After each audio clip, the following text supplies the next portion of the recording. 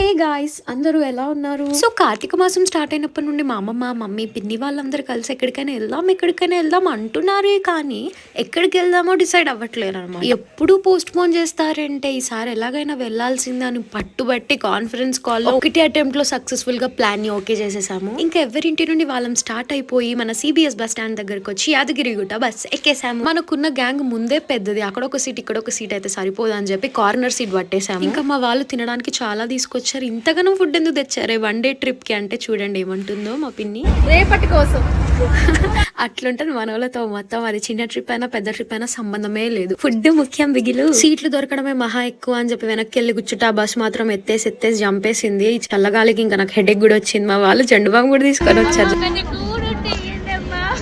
Journey అంతా ఇలాగే సరదాగా నవ్వుకుంటూ జాలీగా ఒకరి మీద ఒకరం జోకులు వేసుకుంటూ మంచిగా టైం పాస్ చేసుకుంటూ ట్రావెల్ చేసాం. బాగా తిని అలసిపోయిన కుంభకర్ణుల్లాగా పడుకున్నాం. అసలు ఇంటికించి తినేసే బయలుదేరాం. మళ్ళీ రకరకాల ఫుడ్ చూసి టెంప్ట్ అయిపోయాం. ఇలా రోడ్ పక్కన ఎంత అందమైన వ్యూ చూసుకుంటూ అలా ఒకరి మీద ఒకరం సెటైర్లు వేసుకుంటూ వెళ్ళిపోయాము. జనరల్ గా ఎవరి ట్రిప్ కి వెళ్ళినా కూడా బాగా గుర్తుండిపోయేది మాత్రం ఈ ట్రావెలింగ్ లో మనం జర్నీ చేసే మూమెంట్సే. ఇంకా అక్కడ నుండి యాదగిరిగుట్టలో బస్ దిగేసి పద్మశాలి భవన్ లో రూమ్ తీసుకుని ఈసారి ఎలాగైనా నైట్ లో దర్శనం చేసుకోవాలని చెప్పి టెంపుల్ కి వచ్చేసాము. నేను ముందెప్పుడు ధర్మ దర్శనంకి వెళ్ళలేదు, ఆ స్టెప్స్ ఎక్కి వెళ్తే బాగుంటది అని చెప్పి ఫ్రీ దర్శనంకి అయితే వెళ్ళిపోయాము. మనకి దర్శనానికి వెళ్ళేటప్పుడు ఫోన్స్ అలా ఉండదు కాబట్టి మేము అందరం కిందే ఫోన్స్ పెట్టేసి వెళ్ళిపోయాము. ఇప్పుడు దర్శనం అయిపోయాక మళ్ళీ నేను కిందికి వచ్చాను. ఫోన్స్ తీసుకొని మళ్ళీ పైనకి వెళ్ళాలి. మేము స్పెషల్లీ వెళ్ళిందే వ్యూ చూడ్డానికని, అలాగే దేవుడి దర్శనానికి కూడా. ఇంకా అందరం కలిసి ఒక గ్రూప్ వీడియో క్యాప్చర్ చేసుకున్నాం.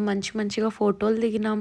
ఇంకా ఫ్యామిలీతో వెళ్తే తెలిసిందే కదా, కొన్ని ఫొటోస్ ఏమో సిస్టర్స్ తో దిగాలి, ఇంకా కొన్ని ఫొటోస్ ఏమో మన పెద్దవాళ్ళతో, అమ్మమ్మ వాళ్ళతో, మమ్మీ వాళ్ళతో దిగాలి. ఎలాగైనా సరే అందరం కలిసి వెళ్దాం అనుకుంటాం కానీ ఎప్పుడో ఎవరో ఒకరు మిస్ అవుతారు. అబ్బా ఈసారి మా అత్తయ్య, పిన్ని, సిస్టర్ అండ్ బ్రదర్స్, బాబాయ్ వాళ్ళందరూ కూడా మిస్ అయ్యారు. జనరల్లీ మనం ఏదైనా ట్రిప్ కి ఫ్యామిలీస్ తో కానీ ఫ్రెండ్స్ తో వెళ్ళినప్పుడు కానీ చూస్తూ ఉంటాము, దర్శనం అయిపోయిన వెంటనే హడావిడి చేసేస్తూ ఉంటారు. ఇంకా వెళ్ళిపోదామా, ఇంకెంతసేపు దర్శించుకున్నాం కదా దేవుడిని, ఇంకేం చేస్తాం అంటూ ఉంటారు కదా. నాకెందుకు అలా అసలు మంచిగా అనిపించదు. ఎందుకంటే మనం స్పెషల్లీ టెంపుల్స్ కి వెళ్ళేదే ప్రశాంతత కోసం, కాసేపు అక్కడ కూర్చుంటే ఆ పాజిటివ్ ఎనర్జీ మన లోపలికి వస్తుందని చెప్పి. కానీ అక్కడ కూడా హడావిడి చేస్తే ఎలా చెప్పండి. కానీ మా వాళ్ళు అసలు మంచి వాళ్ళు అబ్బా, ఈసారి ఎందుకో హడావిడి చేయలేరు. మాతో పాటు, మా అందరి పిల్లలతో పాటు హడావిడి చేయకుండా ప్రశాంతంగా కూర్చొని ఫొటోస్ కూడా క్లిక్ చేసుకున్నారు, మంచి స్మైల్స్ ఇస్తూ. అందుకే నేను చెప్పేది ఏంటంటే, మీరందరూ కూడా ఎప్పుడైనా ఏదైనా ట్రిప్ కి వెళ్ళినప్పుడు మీ ఫ్యామిలీ ప్రాబ్లమ్స్ ని, వర్క్ ప్రెషర్ ని ఇవన్నీ కాసేపు మర్చిపోయి ప్రశాంతంగా ఒక 5 minutes టెంపుల్లో పీస్ఫుల్ గా అలా కూర్చోండి. సరే ఇంతటితో మన ఫోటోషూట్ అయిపోయింది. ఆ తర్వాత మేము కౌంటర్ దగ్గరికి వెళ్ళి లడ్డూస్ కొనుక్కున్నాము. ఇంకా మేము పద్మశాలి భవన్ లో రూమ్ తీసుకుండే కదా, అక్కడికి వెళ్ళిపోయాం. వెంటనే ఇంకా అక్కడ ఆకలి షురు అని చూసుకోండి, మామూలుగా కాదు. అప్పటి వరకు బాగానే ఉన్నాము కానీ రూమ్ కి వెళ్ళగానే ఆగలేదు అస్సలు. ఆకలి అనేసి. ఎందుకంటే మేము ట్రావెల్ చేసి వచ్చేసి డైరెక్ట్ టెంపుల్ కి వెళ్ళిపోయాం. ఒక స్నాక్ లేదు, లంచ్ లేదు, ఏం తినలేదు కదా మధ్యలో. అందుకని అనమాట డైరెక్ట్ డిన్నర్ చేసేస్తున్నాం. ఫుడ్ మాత్రం మా వాళ్ళందరూ ఇంటి నుండే తీసుకొని వచ్చారు. ఇదంతా మా పిల్లల తొట్టి గ్యాంగ్ అనమాట. మేమందరం ఒక రూమ్ తీసుకున్నాము. మమ్మీ, అమ్మమ్మ, ఈ పెద్ద వాళ్ళందరికీ హాల్ ఇచ్చేసాము. కొంచెం టైర్డ్ గా ఉందని చెప్పి పడుకొని అలా ఫోన్ పట్టుకున్నా. ఇంకా షురూ చేసింది. మా అమ్మమ్మ అప్పుడే వార్నింగ్ ఇవ్వడం స్టార్ట్ చేసింది, జల్దీ పడుకోండి, రేపు పొద్దున్నే లేపుతా, రేపు పొద్దున్న టెంపుల్స్ విజిట్ చేసేది ఉంది అని చెప్పి. ఇంకా అందరం దెబ్బకు పడుకున్నాం. ఇంకా మార్నింగ్ లేవగానే ఫస్ట్ పద్మశాలి భవన్ లో మేము ఏదైతే రూమ్ తీసుకున్నామో ఆ రిసీట్ పట్టుకొని రిసెప్షన్ కి వెళ్ళిపోయాను. ఎందుకంటే మార్నింగ్ 9 to 10 మధ్యలో మనకి ఫుడ్ కూపన్స్ ఇస్తారనమాట. టోటల్ గా మేము 8 members వెళ్ళాము. సో 8 కూపన్స్ అయితే ఇచ్చారు మాకు. మధ్యాహ్నం 1 to 3 మధ్యలో మనకు ఫుడ్ ప్రొవైడ్ చేస్తారు వాళ్ళు. మనం ఆ లోపు పక్కన ఉన్న దేవాలయాల్ని దర్శనం చేసుకొని వచ్చేయచ్చు అనమాట. ఫుడ్ ఫ్రీ అనుకోవడానికి ఏం లేదు, ఆల్రెడీ మనం రూమ్ రెంట్ పే చేసాం కదా, సో మీల్స్ కూడా దాంట్లోకే ఇంక్లూడ్ అవుతాయి. మేము తీసుకుంది విఐపి, దాంట్లో 2 bedroom నాన్ ఏసీ అనమాట. దానికి మాకు 800 ఛార్జ్ చేశారు. మనకి నాన్ ఏసీవి డీలక్స్ రూమ్స్ కూడా ఉంటాయి, దానికి 900 ఛార్జ్ చేస్తారు. ఏసీవి ఇంకో కొంచెం కాస్ట్ ఎక్కువ ఉంటాయి. దాంట్లో మనకి గీజర్ కూడా ఉంటుంది. ఆ తర్వాత ఇంకా రెడీ అయిపోయి అందరం భవనం బయటికి వచ్చేసాము. ఇప్పుడు పాత నరసింహస్వామి దగ్గరికి వెళ్తున్నాం. గంట సేపు రెడీ అయినా చుట్టూ చూడు, ఇంతమంది లేట్ అయ్యి చుట్టూ జుట్టు కోసం. చక్కగా గంట సేపు దువ్వుకున్న జుట్టంతా అలా బయటికి వచ్చి ఆటో ఎక్కగానే పాడైందని ఫ్రస్ట్రేషన్ లో ఉన్నా నేను. మొత్తానికైతే 2 ఆటోలు తీసుకొని పాత నరసింహస్వామి టెంపుల్ కి అయితే రీచ్ అయిపోయాం. చాలా మందికి అసలు యాదగిరి గుట్టలో ఈ పాత నరసింహస్వామి టెంపుల్ ఉందని తెలియదంట. న్యూగా కన్స్ట్రక్ట్ చేశారు కదా, ఆ టెంపుల్ మాత్రమే తెలుసంట. వెళ్ళిన ప్రతిసారి ఆ ఒక్క టెంపుల్ నే దర్శించుకొని మళ్ళీ రిటర్న్ వెళ్ళిపోతున్నారంట. సో ఇప్పుడు నేను చూపిస్తాను ఈ టెంపుల్ తో పాటు ఇంకేమేం చూడొచ్చు ఇక్కడ అనేది. మేమందరం స్వామి వారిని దర్శించి అర్చన చేయించుకొని బయటికి వచ్చాం. టెంపుల్ కి ఎగ్జాక్ట్ గా పక్కనే మెట్ల దారి ఉంటుంది. ఆ స్టెప్స్ ఎక్కి పైన ఉన్న హనుమాన్ని మనం దర్శించుకోవచ్చు. ఆంజనేయ స్వామి దర్శనానికని మనం మెట్ల మార్గంలో వెళ్తుంటే కొన్ని మెట్లు ఎక్కగానే లెఫ్ట్ సైడ్ లో మనకి చిన్న అమ్మవారి టెంపుల్ కనిపిస్తుంది.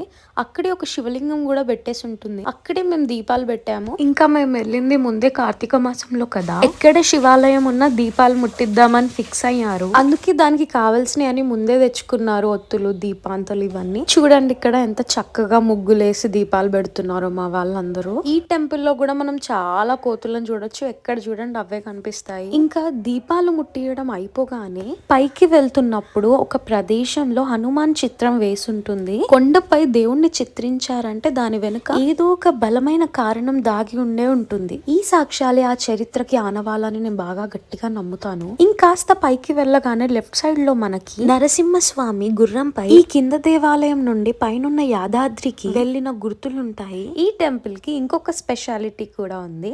అదేంటో నేను పైకి వెళ్ళాక చెప్తాను. ఇంకా మేము పైకి వెళ్ళిపోయి ముందుగా హనుమాన్ని దర్శనం చేసుకొని పక్కనే ఉన్న గుండంలోకి వెళ్ళిపోయాము. ఇంకా పిల్లలందరికీ వాటర్ కనిపించగానే అందరు ఒకేసారి దాంట్లోకి దిగిపోయి ఆడుకున్నారు. ఈ గుండం పక్కనే ఒక చిన్నపాటి గుండం లాంటిది ఉంది. దాంట్లో ఒక కప్ప మనకి దర్శనం ఇస్తుంది అని మా వాళ్ళు అన్నారు. కానీ ఇప్పుడైతే ఆ గుండాన్ని మూసేశారు. ఈ పెద్ద గుండం మాత్రమే మిగిలింది. వాళ్ళు అనడమే కానీ నేనైతే ఎప్పుడు డైరెక్ట్ గా చూడలేదు. మరి అప్పట్లో వాళ్ళు చూసారంట.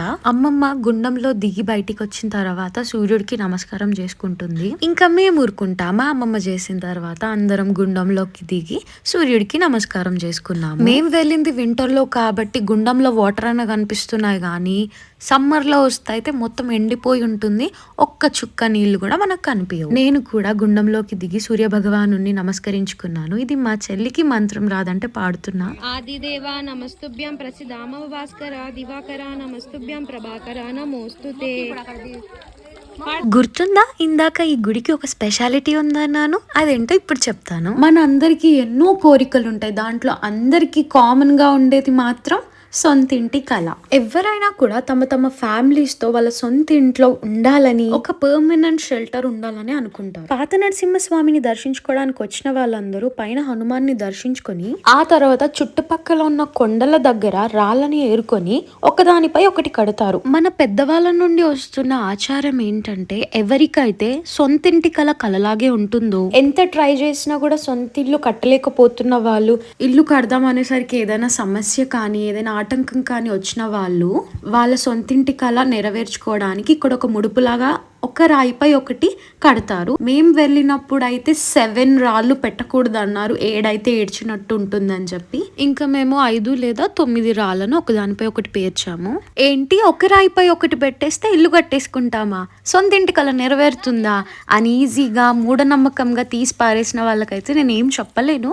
కానీ ఎవరైతే దేవుణ్ణి బలంగా నమ్ముతారో, ఆచారాలకు విలువనిస్తారో వాళ్ళకి డెఫినెట్ గా అర్థమవుతుంది. ఎందుకంటే దీనికి ప్రత్యక్ష సాక్ష్యం నేను, మా మమ్మీ. సో స్టోరీ ఏంటంటే లాస్ట్ టైం నా బర్త్డేకి మార్చ్ లో మేము యాదగిరి గుట్ట ట్రిప్ ప్లాన్ చేసిండే ఫ్యామిలీతో.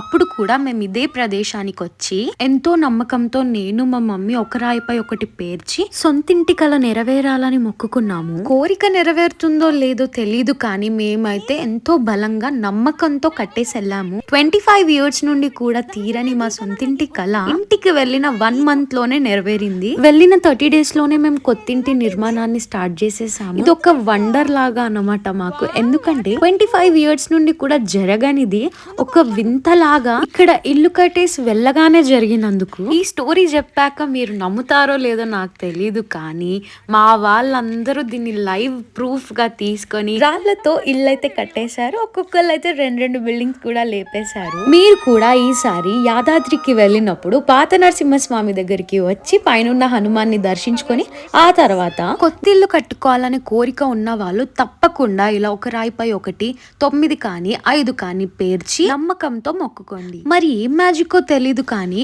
అప్పటి వరకు కామ్ గా ఉన్న ఈ ప్రకృతి మేము కొండ దిగుతూ వస్తున్నప్పుడు ఎంతో ప్లెజెంట్ గా మారింది. ఎంతో వేగమైన గాలులు వీచాయి. So I took it as a blessing అనమాట. ఆ నరసింహస్వామి మా అందరినీ దీవించాడనే నమ్ముతాను. అరే ఇందాక చెప్పడం మర్చిపోయా, కొండ పైన వ్యూ మాత్రం అదిరిపోతుంది. ఇంకాసేపు ఇక్కడే ఉంటే బాగుంటుంది అన్నట్టుగా అనిపిస్తుంది. ఎక్కడ చూసినా ప్రకృతే కదా, చూడ్డానికి మాత్రం అమేజింగ్ గా ఉంటుంది. ఇంకో అదిరిపోయే విషయం ఏంటంటే పాత నరసింహస్వామి దగ్గర దొరికే లడ్డూ ప్రసాదం ఇంకెక్కడ దొరకదు. అంత రుచిగా అంత అమోఘంగా ఉంటుంది. స్పెషల్లీ నాకు మాత్రం చాలా ఫేవరెట్. ఈ ప్రసాదం ఒక్కసారి తిన్నామంటే టేస్ట్ ఎప్పటికీ మర్చిపోమేమో, అంత బాగుంటుంది. లాస్ట్ టైం నేను 10 years కింద తిరుపతికి వెళ్ళినప్పుడు మంగపట్నంలో తిన్న లడ్డు ఎంత రుచిగా ఉందో మళ్ళీ నెక్స్ట్ సేమ్ ఫీలింగ్ కలిగింది ఇక్కడే. దేవాలయాల్ని దర్శించుకున్నాక బయటున్న జాతరలో షాపింగ్ చేయడం ముఖ్యం కదా. పెద్దవాళ్ళైతే ముఖ్యంగా జాతరలో కుంకుమ, నల్లతాడు, ఎర్రతాడు లేదా దేవుడికి సంబంధించిన ఏదైనా ఫోటో కానీ ప్రతిమలను కానీ కొంటారు. పిల్లలు ఉన్నారు కదా వెంట అని చెప్పి ఏదో ఒక బొమ్మ కొనడానికి అయితే షాపింగ్ చేస్తున్నాము. మోస్ట్లీ అయితే విండో షాపింగే జరిగింది. తీసుకునేవి తక్కువ, చూసేది ఎక్కువ. ఆ తర్వాత మళ్ళీ మేము లంచ్ టైం వరకు భవనంకి రీచ్ అయిపోవాలి కదా. సో మేము రిటర్న్ అయిపోయాము టాంగాలో. టెంపుల్ కి వెళ్ళేటప్పుడు అయితే ఆటోలో బాగానే వెళ్ళాం కానీ వచ్చేటప్పుడు ఆటోస్ ఆర్ నాట్ అలౌడ్ అనమాట. ఖచ్చితంగా టాంగాలోనే మనం భవనానికి రిటర్న్ అవ్వాలి. ఎందుకంటే ఇది టాంగా వాళ్ళు మరియు ఆటో వాళ్ళు చేసుకున్న ఒప్పందం అనమాట. ముఖ్యంగా 4 దాటిందంటే ఆటోస్ నడవవు, ఓన్లీ టాంగాలోనే మనం వెళ్ళాలి. ఇందులో ట్రావెల్ చేసే ఎక్స్పీరియన్స్ కూడా చాలా బాగుంటుంది.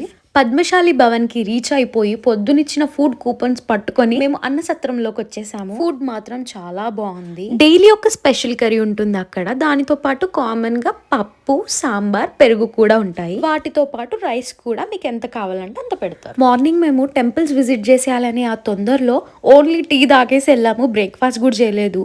అందుకే చాలా ఆకలి మీద ఉన్నాము. వాళ్ళు ఎప్పుడు పెడితే ఎప్పుడు తిందాము అన్నట్టుగా వెయిట్ చేస్తున్నాం లిటరలీ. ఎందుకంటే మేము టెంపుల్స్ అన్ని తిరిగేసి వచ్చేసరికి 2:30 అయింది. 3 o'clock కి ఆ సత్రం ఇంకా క్లోజ్ చేసేస్తారు. అందరం అయితే తృప్తిగా తిని అన్నదాత సుఖీభవ అనుకొని మొత్తం ప్యాక్ చేసేసుకొని చెక్అవుట్ చేసేసాం రూమ్ ని. ఇక్కడ నుండి అందరం స్వర్ణగిరికి స్టార్ట్ అయిపోతున్నాము. అక్కడికి వెళ్ళడానికి వచ్చిన కష్టాలు మామూలుగా లేవు మావి. మా గ్యాంగ్ చాలా పెద్దది కాబట్టి బస్ లో వెళ్ళడానికి కొంచెం ఇబ్బంది అయింది. ఎందుకంటే ఒకళ్ళు ఎక్కితే ఒకళ్ళు మిస్ అయిపోతున్నారు. ముందే బస్ లో చాలా రష్ ఉంటది. ఇంకా అలా 2 ఆటోలు ఒక బస్ ఎక్కి మొత్తానికైతే స్వర్ణగిరిని చేరుకున్నాం. మమ్మీ, నేను, అమ్మమ్మ అయితే ముందెప్పుడు స్వర్ణగిరికి రాలేదు. ఇదే ఫస్ట్ టైం రావడం.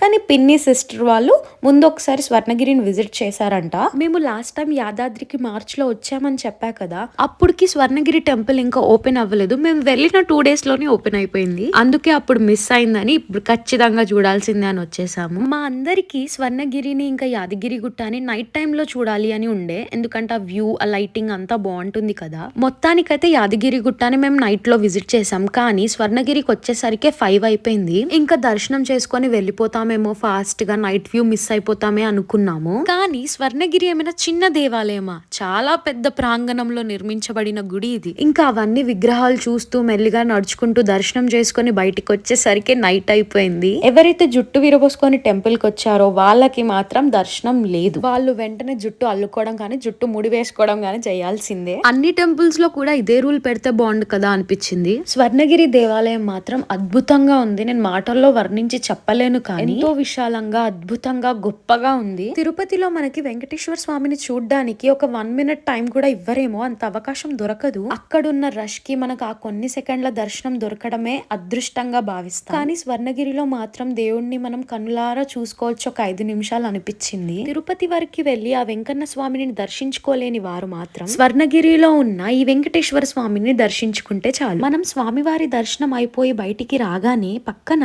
నీటిలో శయనిస్తూ ఉన్న విష్ణువు మనకు దర్శనమిస్తారు. స్వామివారికి భోజన సమయం అయిందని నైవేద్యం తీసుకొచ్చి పెట్టారు. కార్తీక మాసం కదా, దీపాలతో స్వర్ణగిరి అని రాశారు. మా దర్శనం అయిపోయిన వెంటనే గుడి తలుపులు మూసేశారు. స్వామివారి భోజన సమయం కాబట్టి మా అందరి పరిస్థితి ఏదో జస్ట్ బార్డర్ లో పాస్ అయినట్టు అయిపోయింది. ఎందుకంటే ఇంకాసేపు అయితే దర్శనం దొరకకపోయేదేమో. స్వర్ణగిరిలో అయితే జరిగింది, యాదాద్రిలో ఇదే జరిగింది, పాత నరసింహస్వామి దగ్గర కూడా సేమ్ సిచ్యువేషన్ ఫేస్ చేసాము. ఏదైతే ఏంటి అన్ని దేవుళ్ళని దర్శనం చేసుకున్నాము, అదే మాకు చాలా చాలా హ్యాపీనెస్ ఇచ్చింది. ఇక్కడతో మా టెంపుల్స్ ట్రిప్ అయిపోయింది. ఇంకా అక్కడ నుండి మేము హైదరాబాద్ కి రావడానికి పడిన తిప్పలు అయితే చెప్పుకోలేను. ఎందుకంటే మేము ఆ బస్సులో ఎక్కడానికి పడిన పాటలు ఇంకెవ్వరు పడరేమో, అంత కష్టంగా ఎక్కాము, అంత రష్ ఉన్న బస్సెస్ లో. మా వాళ్ళైతే మొత్తం నించోనే జర్నీ చేసి హైదరాబాద్ వరకు వచ్చేసారు. ఈ ఆటోలు ఎక్కడం బస్సులు ఎక్కడమే పెద్ద స్టంట్ రా బాబు అంటే మేము ఇంకా దారి తప్పి వేరే చోట దిగాం బస్సు. ఎట్ లాస్ట్ మేము హైదరాబాద్ రీచ్ అయ్యేసరికి 11:30 అయింది నైట్. ఇక్కడతో ఈ వ్లాగ్ ఎండ్ అయిపోతుంది. Please do subscribe. బాయ్.